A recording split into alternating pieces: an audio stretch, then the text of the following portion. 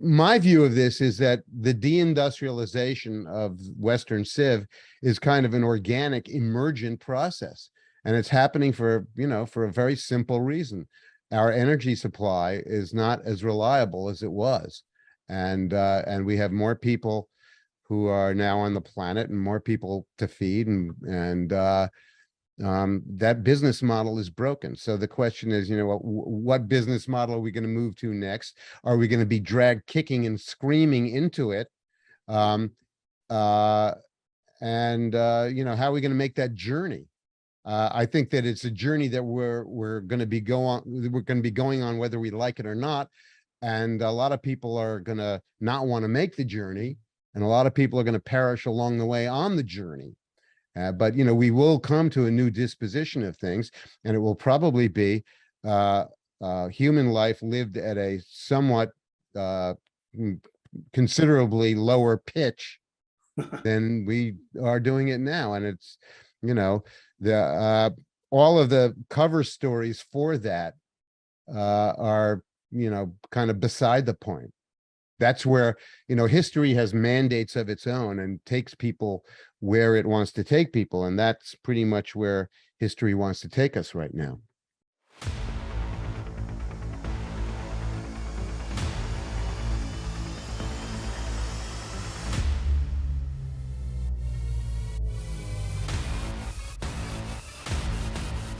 Welcome to the Wiggin Sessions once again. I have with me James Kunstler, good friend of mine. We've known each other for probably close on to 20 years now.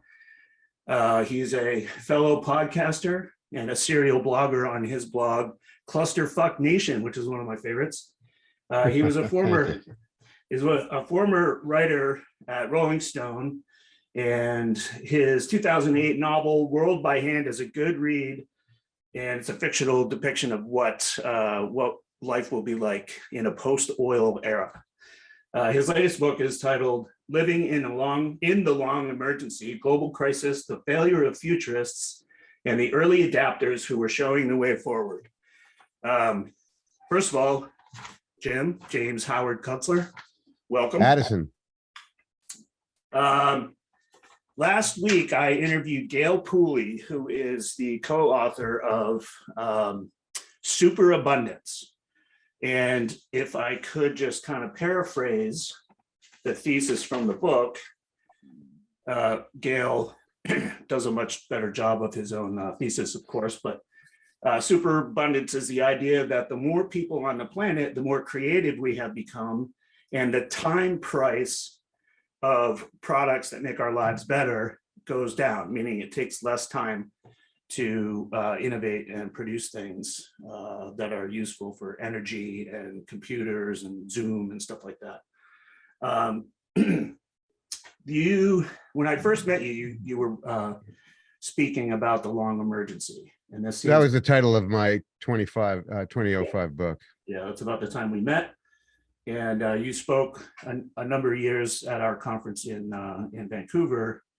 And the thesis is slightly alternative to superabundance. So if you could, let's get started with just a description of the thesis of the long emergency.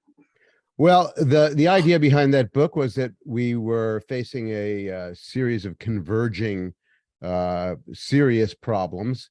And probably the biggest one was our energy supply, especially petroleum. And the idea behind that, which became identified as, quote, peak oil for many years, and still really is a viable idea, was not that we were going to run out of oil per se, but that the business model for getting it out of the ground, distributing it, using it, and the geopolitical implications of all that was going to end up being a broken model. And that's exactly what we're seeing now. The unfortunate thing is, the unfortunate part of that is that oil is the primary resource of our abundant industrial economy, high-tech, turbo techno economy. And without reliable, predictable, affordable supplies of it, we're going to be in a lot of trouble. And that's exactly where we are now. It's starting, what we're seeing is the destabilization of a complex system composed of many other subsystems that are also complex, with mutually ramifying, destabilizing effects. And some of these systems are, of course, oil and natural gas itself, and coal, transportation, manufacturing, finance, etc. In living in the long emergency, you go through some of these crises, but then you also you offer some hope with the term early adapters. And I kind of stumbled over that a little bit myself. So I'm wondering how well does that jive with Pauli's idea that innovation will solve many of these crises down the road? I don't know, like I didn't press him on the peak oil thesis. So I don't know how much his ideas are dependent on cheap energy. Much of the Western world was built on cheap energy, and that's not the case any longer. So just as a way of kind of moving the argument along, what's an early adapter, and how do you see that role helping aid in some of these crises? Well, for example, there's quite an argument among a group that I hang out with, the new Urbanists, who were people who were very interested in reforming the way we develop property and actually inhabit the terrain of our countries. There's an argument between the mitigators and the adapters. You know, the mitigators to some extent are the people who want to, shoot particles in the air to affect the so-called climate change problem, and do other things to try to prevent these things from happening. The adapters are the people who believe that there are certain forces underway in this world, and we simply have to adapt to them and change our behavior and change the way we do things.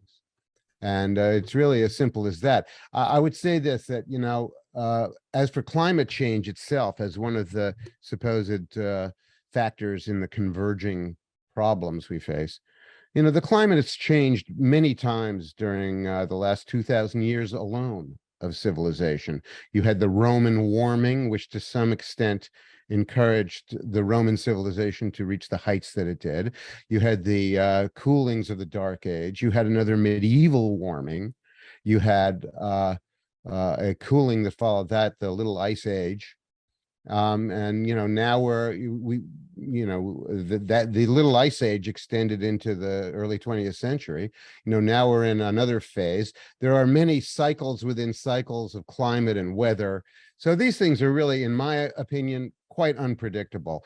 But the question is, how are we going to adapt to them? And the problem is that our living arrangements now are so complex that it makes it almost impossible for us to adapt. For example, the main idea of adaptation, I think the mainstream idea in our culture, is that we're simply going to run Walt Disney World, the interstate highway system, suburbia, the U.S. military by other means than fossil fuels.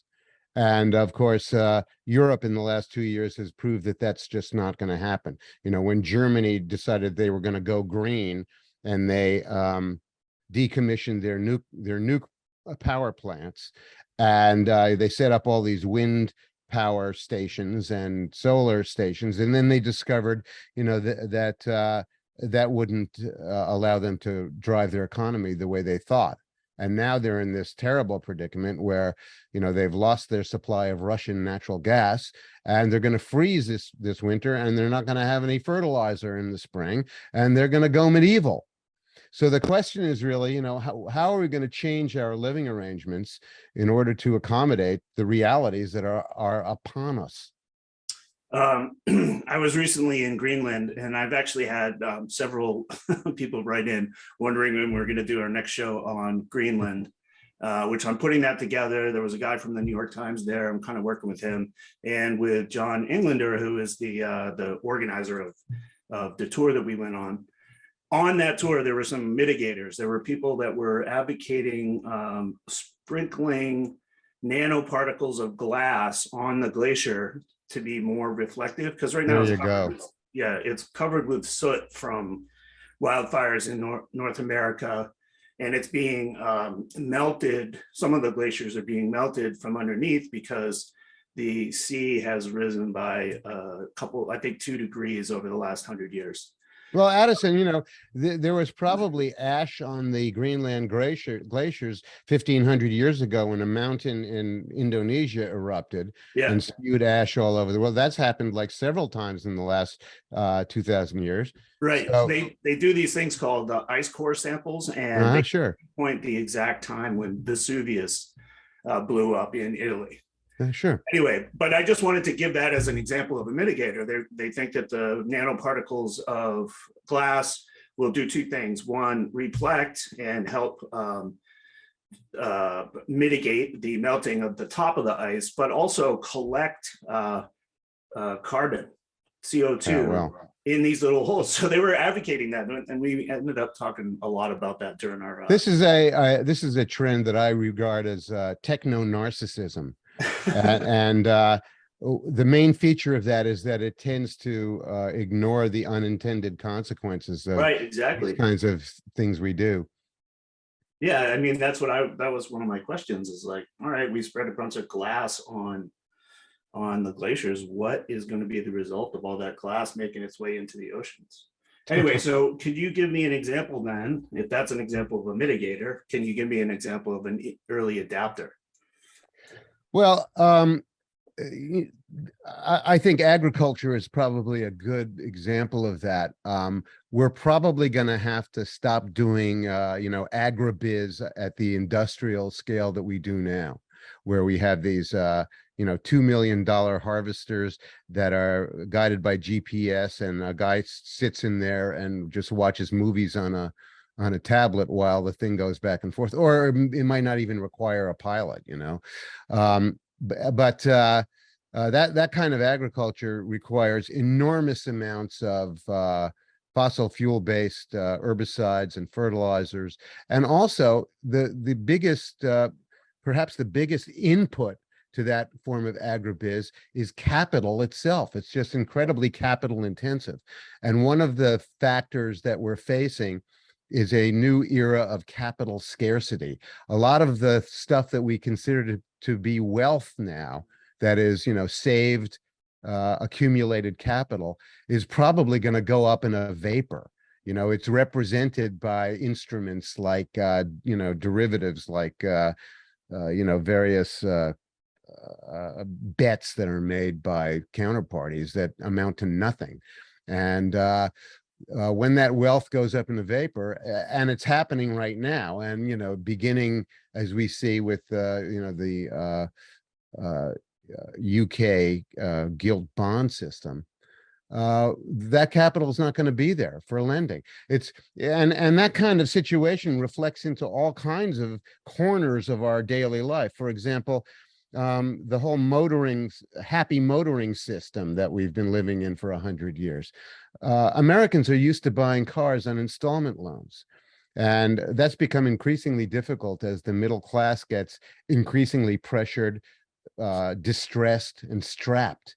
And so the car companies have accommodated by making the most ridiculous terms for loans, like 8-year loans for a used car, which is going to be underwater 2 years after you get the loan. And they've gone to the extent of even offering new loans to people who go through repossession of their cars in this attempt to keep those capital flows going. So, that is a failing part of the system. At the same time, we're entering this period of capital scarcity, where there will be less capital to lend to people to buy the cars. So, the motoring system is ironically failing on that basis, rather than the question of what do you use to power the car? A battery powered by a coal powered power plant, or gasoline, So that whole argument is so deformed and perverse that we can barely intelligibly figure our way through how we're going to move around the landscape and how we're going to inhabit the landscape if it's not going to be a mass motoring landscape. We've got all this tremendous amount of previous investment in the suburban complexes of America, which are probably going to enter their own phase of disutility very shortly and become, they will lose value. They'll use their utility, our ability to use them. And so, it implies that we're going to have to live differently. Now, the new urbanists, for example, I thought had a pretty good program for understanding this kind of adaptation, which was basically, let's return to walkable communities, walkable cities as much as possible. Another thing we could have been doing for the last 30 years is reviving the traditional regular passenger railroad service. High-speed rail is very problematic, especially in the United States. For one thing, we missed the window of opportunity when there was a lot of easy capital in the 1980s, 90s, and so forth. But there are also tremendous eminent domain problems in America, because you would have to run new routes for high-speed rail because the curve ratios and the grade ratios are different for high-speed rail than conventional rail. However, America had a railroad system that was the envy of the world in the 1920s. And Americans would benefit hugely from being able to get from New York to Chicago at 100 miles an hour from stations that were respectable stations that on trains that ran on time. But we don't have that, and we haven't done that. There's no political will to do it from the people, and there's no political will to do it from the government leaders. So as a consequence, we didn't do that. And now we live in this large continental-sized country that we're going to have a hard time getting around, and we're going to have to figure that out. But these are large questions: how we're going to inhabit the landscape, what our towns and cities are going to be like, how we're going to get around. The one general rule I think we're going to have to follow is that we're going to have to downscale just about everything we do. Whether it's agriculture, doing it on smaller farms, and using more human labor, human attention, human management, and less mechanical, fossil fuel driven stuff, or whether it's, how we're going to live in, what kind of towns and cities we're going to live in. And all of these things imply a certain amount of probably very stressful disruption and disorder in our society, because it's, where one of the delusions of the mitigationists is that these things will have orderly transitions from one state to another. And I would say that's not going to happen. It's going to be a disorderly transition. There'll be huge losses of everything from the value of property to life itself. We need to prepare for that. Yeah. And so just to put a cap on it, the early adapters are people who recognize those trends, yes, and then try to figure out ways yes, to adapt. Yes. And, there are plenty of them out there, and they're doing it. But in the meantime, the basic idea of the mitigators is, let's keep on driving to Walmart forever somehow. And get cheap goods from China. Yeah. Or theoretically, anyway, hypothetically. On your website, I saw a book tracing the idea of mass formation psychosis. Yeah. And we've been in talks with Matthias Desmet, who is kind of a thought leader in that space. And what he's saying is that that mass formation psychosis is groupthink on a massive scale, and it leads to it makes people prone, or populations prone, to totalitarianism. Yeah. Mass formation psychosis is an idea that has been around for some time, but it's related to mass media and the way, like, if the mitigators want to get their ideas out there about continuing to drive to Walmart, they will find large amounts of followers in that case. Can you just describe for me how you think about, I'm going to call it MFP. I'm going to give it a little acronym. I think Dr. Desmet, who, by the way, is a clinical psychologist and a statistician from the University of Ghent in Belgium, I think his ideas about this are pretty right on. The causes of it, Dr. Desmet would say, I'm paraphrasing, are a society in which people feel terribly disconnected and suffer from terrible anxiety. And that predisposes them to be psychologically manipulated. And I would say that the actual source of that anxiety, which he actually doesn't specify, I would say that a lot of it has to do with an apprehension on the part of many people that we're in the kind of trouble implied by the long emergency. They apprehend that our economy is in trouble. They apprehend that the middle class is in terrible distress. They're terribly worried about where this is all taking us, and they can see a lot of disorder, destruction, and terrible problems ahead. But their anxieties are not being articulated by our leadership. You know, unfortunately, our leadership is either trying to evade responsibility for all that, or they don't know what to do and they don't know what to say. And so, you know, the people are left kind of hanging. And what it's resulted in is this mass formation of anxious populations who are now being manipulated by people misleading them. And we saw this very clearly in the COVID episode, and it continues to this day. You know, we have just yesterday, a high up executive from Pfizer was testifying in a hearing at the European Parliament, and she was asked by a Dutch representative whether Pfizer had ever tested for their drug preventing the transmission of COVID. And she basically, and he insisted that she give a straight answer. And she actually did. She said, no, they hadn't tested it for any transmission efficacy. And so for the whole 3 years that we've been going through this melodrama, you know, Pfizer's been lying about it. The CDC's been lying about it. The FDA's been lying about it. And they've created all these policies that have terrible consequences, you know, including the dispersion of vaccines that are giving young people myocarditis and killing them, that are compromising people's immune systems, and no one will take a responsibility for that. So just imagine the amount of cognitive dissonance and anxiety and distress that's causing in the collective mind of the nation, or many nations and many people whose leaders continue to lie to them about this.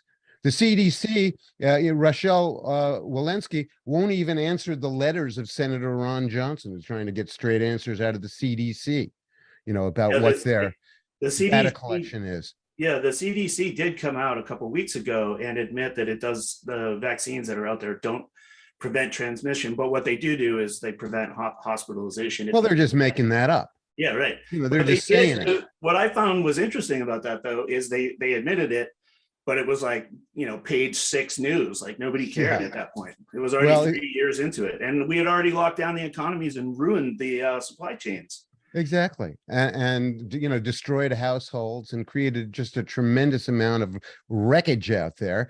And, but, you know, these people are so deep in the hole. I think that they're quite cognizant of the fact that they've been lying and that they're in trouble, and that they are probably, you know, they may be subject to prosecution, and probably will be. Yeah. So, but you know, this misleadership is just epic. You know, I've never seen anything like it, either in my own time or in history. The only thing that I can think of that's as bad was, and we may have talked about this before, was the Jacobin phase of the French Revolution. You know, when the real crazy woke leftists of their day took over for about a year and really messed up French culture. You know, they changed the number of days in the week. They did all kinds of crazy things, and it killed 18,000 people on the guillotine. And after a year of their fuckery, the French people just got sick and tired of it, and they killed them all and got rid of them. And they were never, their program was not heard of again, until the Russian Revolution, really, when they started it all up again. And now we're in another phase of that sort of collectivist, wokeist, mind fuckery. Yeah, that's why I find the mass formation psychosis thesis interesting, because how do you get that many people to be like turn against their own human nature and be so violent and so evil? And we're going through it. Just if I actually ticked off a couple of the crises that we're going through. COVID kicked off supply chain issues, locked down the economy, and we had direct payments from the government to citizens to try to keep the economy afloat. And everyone went along with it. That is an example of my mass formation psychosis. Like, why did we pretty do good that? example. Why did we allow it? Yeah.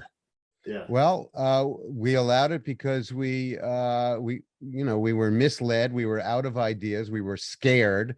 I think the collateral question for this is whether or not the COVID episode itself was some kind of a contrived bit of fuckery.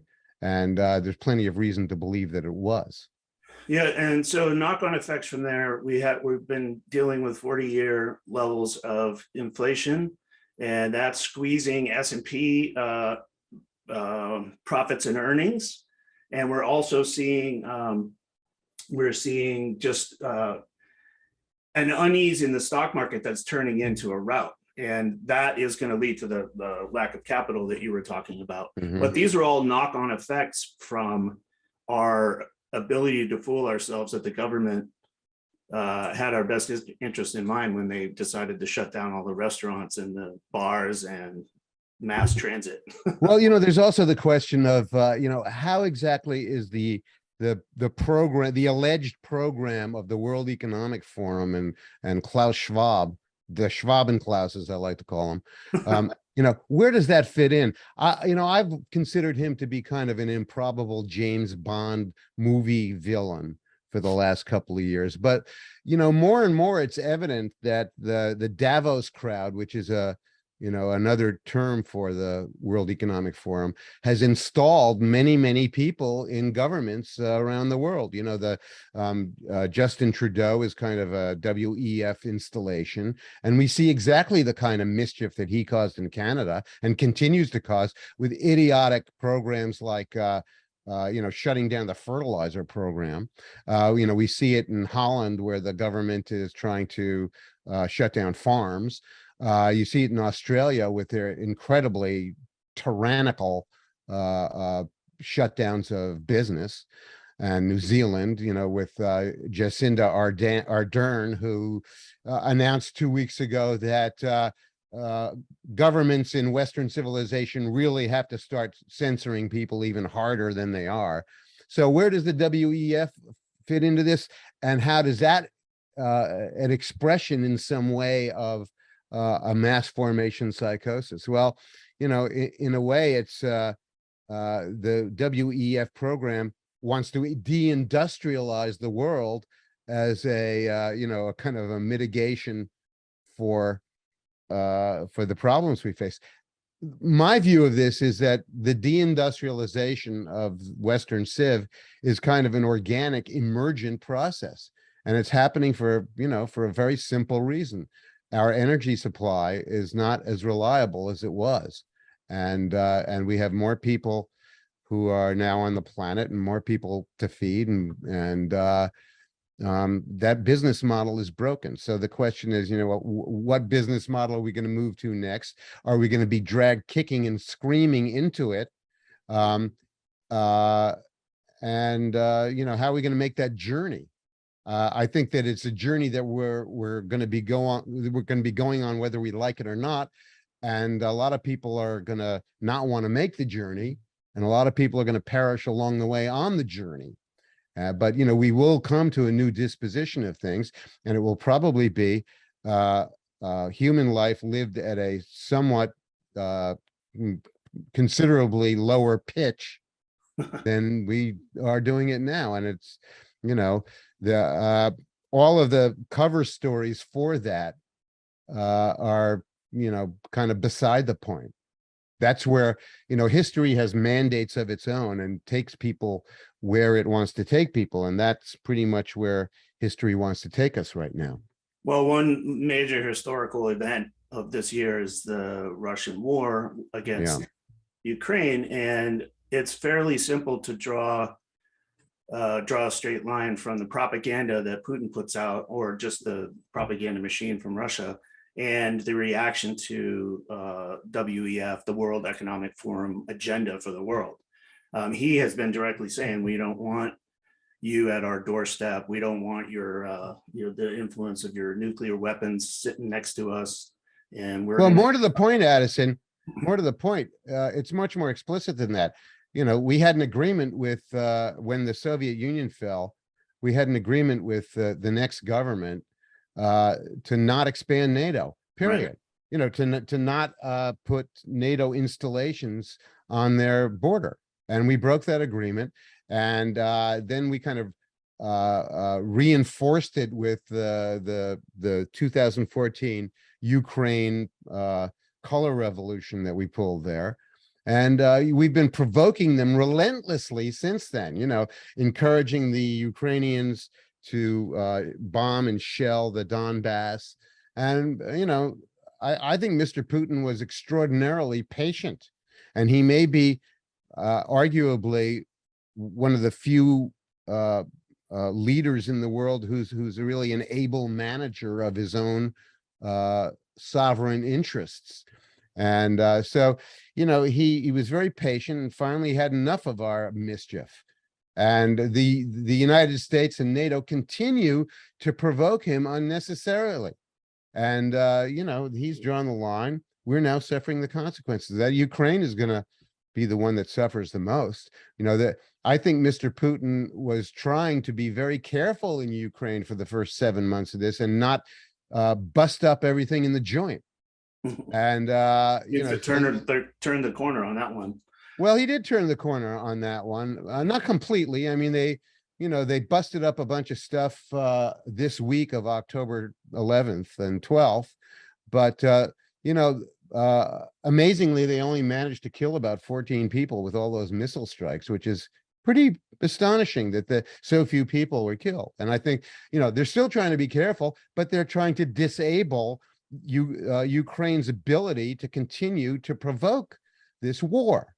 And with it, there's support from the United States and the UK and England. And of course, you know, NATO and the European Union have their own problems. You know, they have not been able to disassociate themselves sufficiently from the United States and its insane policy to allow them to face a future where they're not going to freeze to death.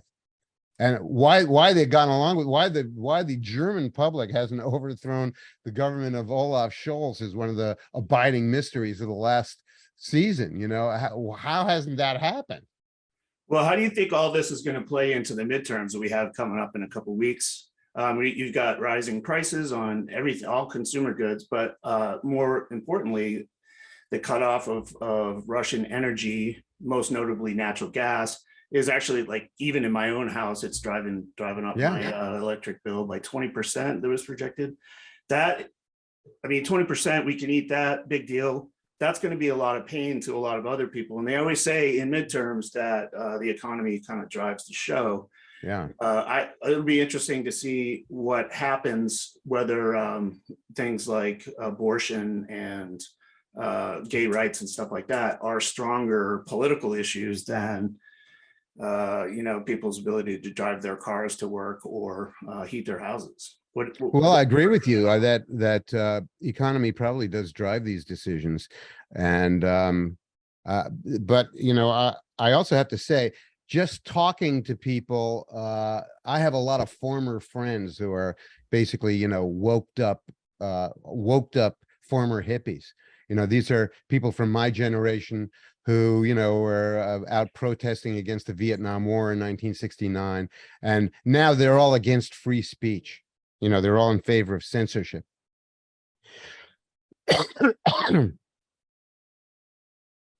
They're all in favor of shutting down the arena for debate, and I'm appalled and disgusted by their behavior. But I'm very impressed by how locked into this set of ideas they are. And they need the equivalent of a two by four whapping them upside the head to get their attention. And I wonder even whether some of these economic hardships have gotten their attention. There's another element of this, which is that a lot of this wokery and fake green economy crap is basically a set of luxury beliefs that are subscribed to by the luxury classes of America. I was out on Nantucket about 10 days ago, and half the houses are flying Ukrainian flags, and God knows how many transgender children grandchildren they have. But that's the class of people who subscribes to the craziest of these ideas. And Tulsi Gabbard was correct yesterday when she identified them as elitist warmongers. And they're not just elitist warmongers, they're elitist tyrants and authoritarians, and they have no respect for the Constitution. And they do not comprise really the middle class. The middle class is caught in a squeeze between that elitist cabal and the increasingly large sector of former working class people who are just now shut out of the economy and sinking into a fentanyl haze. How do you like you say former friends, how like in those like personal relationships, how do you account for protesting the war in the 60s and then becoming totalitarian in their 70s? How do you I account for it with Matthias Desmet's mass formation psychosis. It's completely crazy. They don't see any connection between their free speech sentiments of 40 years ago and their psychopathic, tyrannical, authoritarian wish to censor their friends and neighbors now.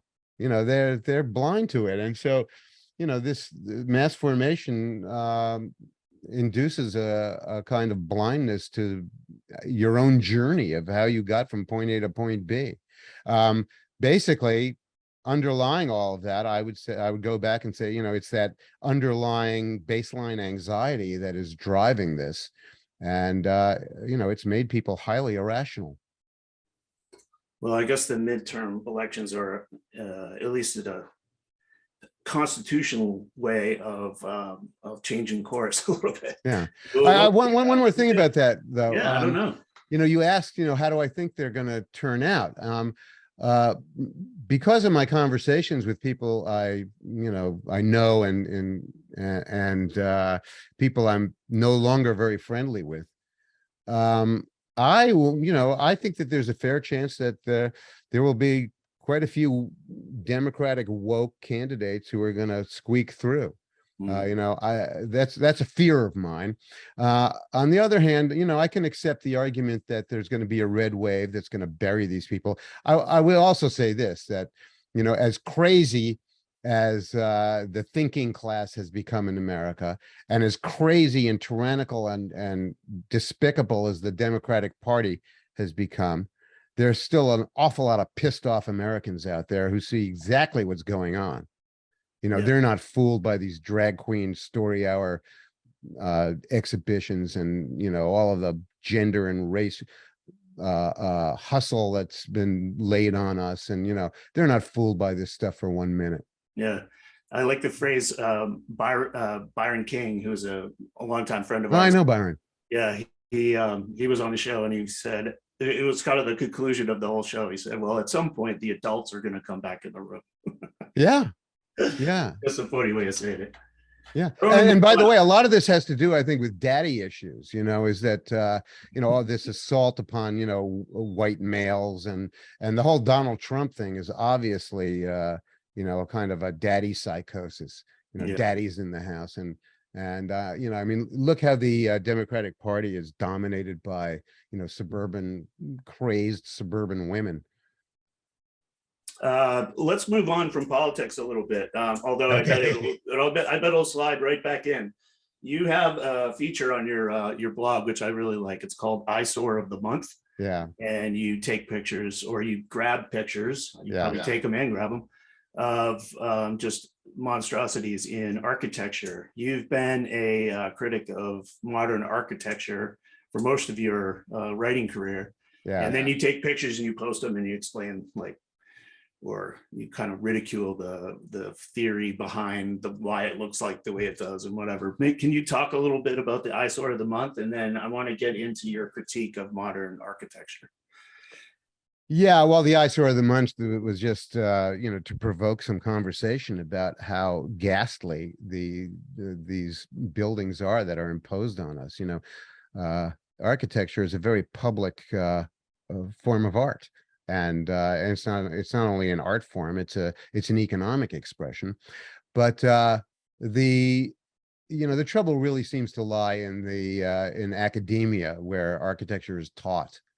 And in that setting, the idea is now to produce architects who are supernatural beings, like transhuman beings who are superior to the general run of humanity, who have to now teach the rest of humanity punishing lessons. So it's become kind of architecture has become kind of an exercise in punishing the public. And there's some idea in academic architecture that life is not difficult enough for most people. We need to have additional anxiety applied to our lives to make us more confused, more bewildered, more confounded about how things work. So they produce buildings that confound and confuse us and really detract from our humanity. Yeah, and you post examples of that monthly. Oh, yeah. On Cluster. And a lot of this is, another expression of techno-narcissism. The idea that just because you can use certain materials in a certain way, that you must use them to express themselves. And I mean, that's why just about every every new spotlighted building in the architecture magazines looks like something out of Star Wars. But they're anti-human. And the really interesting thing now is how economics are beginning to militate against all of that in a really drastic way. And probably the best example is in New York City, for example, which is the city in the world probably most overburdened with skyscrapers. And the skyscrapers now become an obsolete building form. It's a liability. It's an asset that's turned into a liability overnight, because you can't run a skyscraper at 30% occupancy. It doesn't pay for the maintenance, for the taxes, for the mortgages. These buildings are mortgaged. It's the whole business model of running an office skyscraper is broken. And that is going to have a lot to say to determine the future of New York City and other cities like it, which I'm convinced are going to have to contract and become a lot smaller. And I also believe that the process is going to be very painful and disorderly. And people are not going to understand the transition that's underway. No, it'll be driven by economics, not necessarily not aesthetics, for sure. Aesthetics. But yeah. Back in the day, you had come to Baltimore. I think there was like a new urbanist thing going on here, and you came to town. Yeah. And we had a conversation about it after, and you were critical of the fact that all the property along the inner harbor, which is very nice, you can't swim in it, but it looks good, has been bought up, and they built skyscrapers and effectively created a wall between the water, the views, and all those things. And that wasn't my main complaint. My main complaint about the buildings in the waterfront was that they had nothing going on at the ground floor. they just presented blank walls to the street. And that's the worst thing you can do to deactivate city life, is to have nothing going on the ground floor, especially the convention centers, the ballpark area, that whole run along the waterfront there. Yeah. There are other parts of the waterfront, like what's the neighborhood that goes up around where all the Federal Hill. restaurants are? Fells Point or Fells Point is, well, they did a good job of maintaining the Yeah. old seaport. But that's old fabric. That's old urban fabric. And, there's a lot of action on the ground floors, and there's shopping and there's restaurants and there's destinations for people to go to. But, wherever they redeveloped stuff in the 1970s and forward, they basically just killed the street. But that happened all over America. It's Yes. certainly not unique to Baltimore. Well, and that all over America too. You go 2-3 blocks away from the redeveloped areas, and it's squalor. Well, there's that too. And, a lot of that is simply politics and the residue of history. You see that, in probably the most vivid example of that is, besides Baltimore, is Detroit, where, you had this tremendous mass migration of sharecroppers from the South to Detroit to work in the automobile industry, and thousands upon thousands of jobs.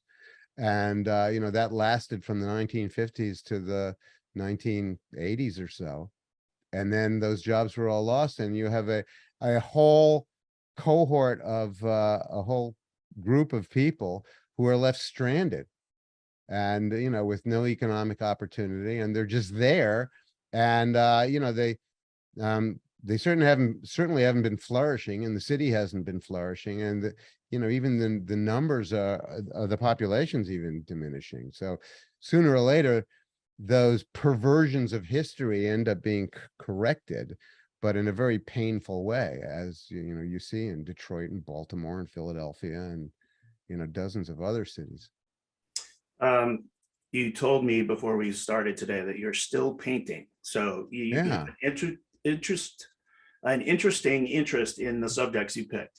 One time I tried to buy a painting from you, but you had already sold it on your site, and it was a roadside McDonald's at night. Yeah.